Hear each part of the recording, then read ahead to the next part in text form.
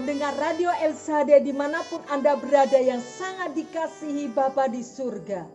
Pada kesempatan yang berbahagia kali ini adalah kebahagiaan tersendiri bagi saya kalau saya bisa menyampaikan isi hati Bapa kita. Saudaraku kekasih Tuhan, dalam beberapa minggu terakhir ini kita dihebohkan tentang berita virus corona yang melanda dunia. Mulai dari Wuhan, Cina, sampai akhirnya ke Indonesia. Dan sempat menghebohkan dunia tentang virus ini. Dampaknya saudaraku tentu akan menimbulkan kecemasan, ketegangan. Bahkan banyak berita-berita hoak yang tersebar berseliweran yang menjadikan harga sembako menjadi melambung tinggi. Orang mulai menumpuk sembako di rumahnya. Harga masker juga mulai tinggi. Multivitamin di apotek sudah mulai langka. Handyclean juga langka juga saudara.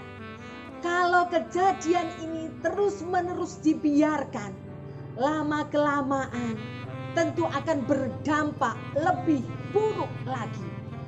Pendengar Radio El Shaddai dimanapun Anda berada, bagaimana sikap kita sebagai anak-anak Tuhan mengambil satu tindakan supaya kita tetap bisa memprioritaskan hidup kita kepada Tuhan, berbuah baik untuk Tuhan maupun untuk sesama.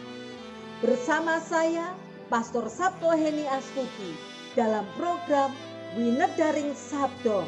Mari kita sama-sama mau belajar prioritas hidup di dalam Tuhan, berbuah. Itulah yang menjadi perenungan kita pada kesempatan kali ini. Sebelumnya saudaraku, mari kita tunduk kepala dan kita berdoa. Bapa yang baik, Bapa di dalam nama Tuhan Yesus Kristus, terpujilah Engkau Tuhan kekal selama-lamanya. Terima kasih Tuhan untuk kesempatan kali ini, di mana Tuhan Engkau mau pakai hamba-Mu untuk menyampaikan isi hati Tuhan.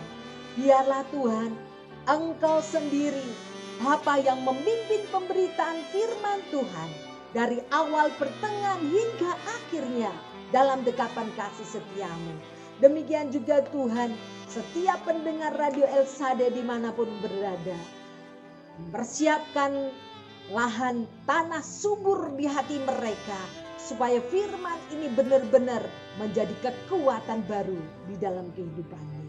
Di dalam nama Yesus kami berdoa dan bersyukur. Haleluya. Amin. Kekasih Tuhan, biji mata Allah yang begitu sangat-sangat berharga. Pada kesempatan kali ini kita sama-sama mengambil tema prioritas hidup di dalam Tuhan, berbuah.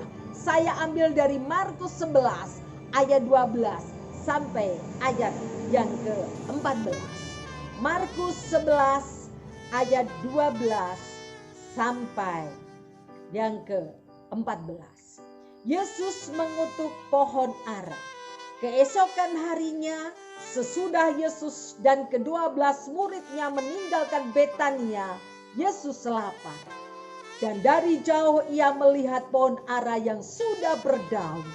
Ia mendekatinya untuk melihat kalau ia mendapat apa-apa pada pohon itu. Tetapi waktu ia tiba di situ, ia tidak mendapat apa-apa selain daun-daun saja, sebab memang bukan buah ara.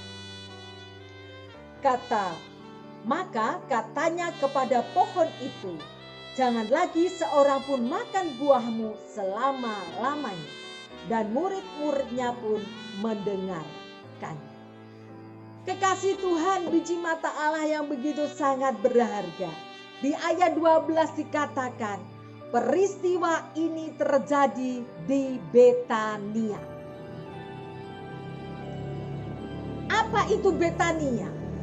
Betania adalah nama sebuah desa di Bukit Zaitun, terletak 3,2 km di sebelah Yerusalem, sebuah tempat di sebelah timur sungai Yordan di mana Yohanes membaptis.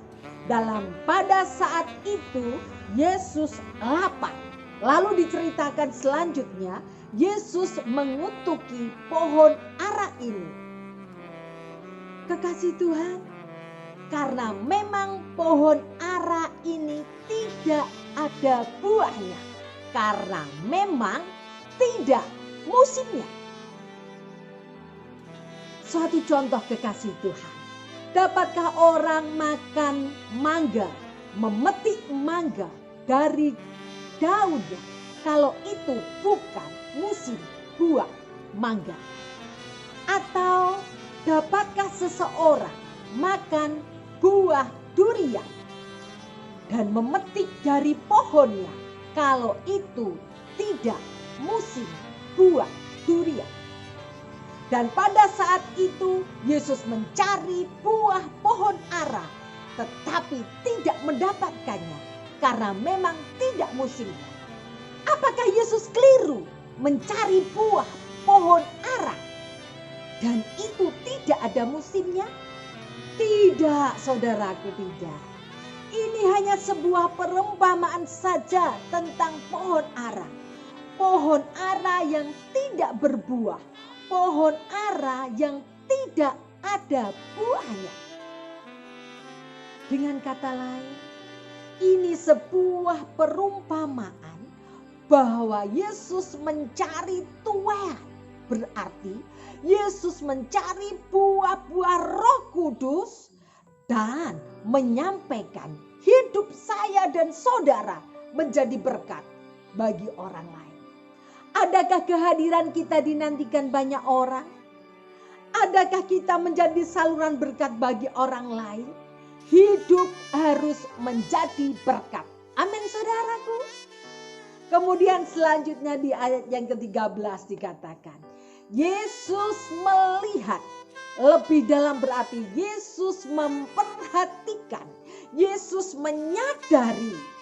Berarti Yesus memiliki tujuan ilahi atas setiap kehidupan saya dan saudara.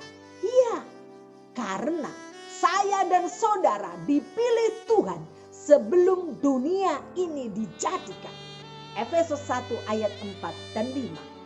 Sekali lagi kekasih Tuhan, Yesus mengharapkan buah tetapi tidak ada buahnya. Yesus mengharapkan manfaat tetapi tidak ada manfaatnya. Yesus sampaikan kepada saya dan saudara, kehidupan kekristenan kita bukan Kristen yang musiman. Bukan Kristen yang musiman seperti pohon ara ini. Misalnya saja hanya pas Natal, hanya pas Paskah, hanya pas Minggu saja. Yesus menghendaki supaya saya dan saudara menjadi Kristen yang setiap saat. Amin, saudaraku. Iman itu perlu dirawat, kekasih Tuhan. Iman itu bak seperti tumbuhan atau bunga anggrek yang perlu disemprot, yang perlu dipupuk. Iman tidak bisa tumbuh seperti tumbuhan lumut yang tumbuh begitu saja tanpa perlu dirawat. Makanya jangan main dengan kekristenan ini, sebab kita hidup cuma sekali dan tidak bisa terulang lagi. Lalu pertanyaannya, mengapa banyak orang Kristen yang musiman? Karena mereka tidak tahu prioritas kehidupannya. Dia tidak tahu bahwa prioritas kehidupan ini harus berbuah, baik untuk Tuhan maupun untuk sesama. Dia taunya bahwa setiap orang itu hanya lahir, menjadi anak, dewasa, kemudian menikah, beranak cucu, tua dan mati. Padahal saudaraku, Yesus ciptakan saya dan saudara itu begitu dahsyat dan luar biasa. Karena memang kejadian saya dan saudara itu dahsyat. Amin, saudaraku. Mazmur 139 ayat 13 dan 14 berkata, Allah bukan memasukkan kita ke dalam dunia ini tanpa tujuan. Ia memperhatikan seorang dari bayi sejak di dalam kandungannya dan memiliki rencana yang agung mulia bagi kehidupannya kelak. Ada satu pertanyaan nakal menggelitik saudaraku. Apakah potensi ilahi yang Tuhan berikan dalam kehidupan saya dan saudara itu maksimal? Sebab ketika saya dan saudara mengerti bahwa prioritas kehidupan kita yang sesungguhnya adalah berbuah. Kekasih Tuhan pendengar Radio El-Shaddai dimanapun Anda berada yang dicintai Bapa di surga. Bagaimana dengan kita? Akankah prioritas kehidupan kita berbuah di saat maut ada di depan kita? Mari kita memprioritaskan kehidupan kekristenan ini hanya pada Yesus. Supaya kita bisa berbuah di dunia ini. Dan tidak dikutuk Tuhan seperti pohon ara. Saya memiliki 2 contoh yang menginspirasi kehidupan saya secara pribadi untuk bisa terus belajar berbuah di dalam Tuhan. Contoh yang pertama adalah Daud. Daud dalam Mazmur 27 berkata, satu hal telah ku minta kepada Tuhan, itulah yang ku ingini, diam di rumah Tuhan seumur hidupku, menyaksikan kemurahan Tuhan.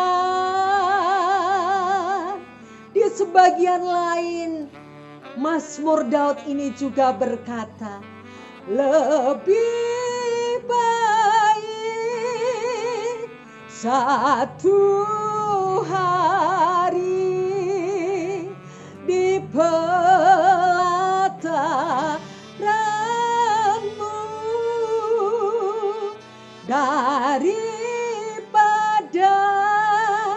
1000 hari di tempat lain, memujimu, menyembahmu, Kau Allah yang hidup, dan menikmati semua kemurahan-Mu. Saudaraku, Daud orang yang begitu kaya raya karena dia seorang raja. Tetapi saudara, dia memilih untuk tinggal di rumah Tuhan seumur hidupnya. Kekasih Tuhan, apakah Daud orang benar? Apakah dia tidak pernah jatuh, saudara? Daud pernah jatuh dalam perzinahan bersama dengan Birsiba. Tetapi pada saat dia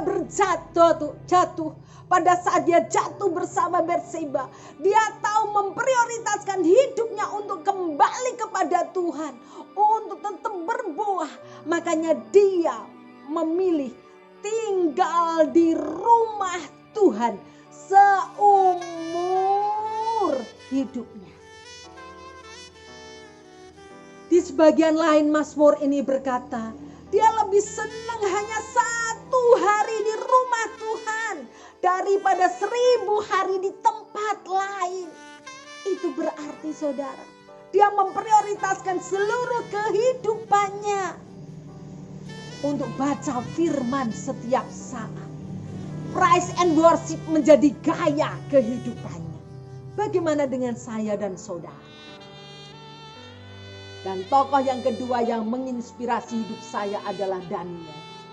Dalam Daniel 6 ayat 6 dikatakan, dalam hal ini kita tidak bisa mendapatkan satu alasan dakwaan apapun kecuali dalam hal menyembah Allahnya.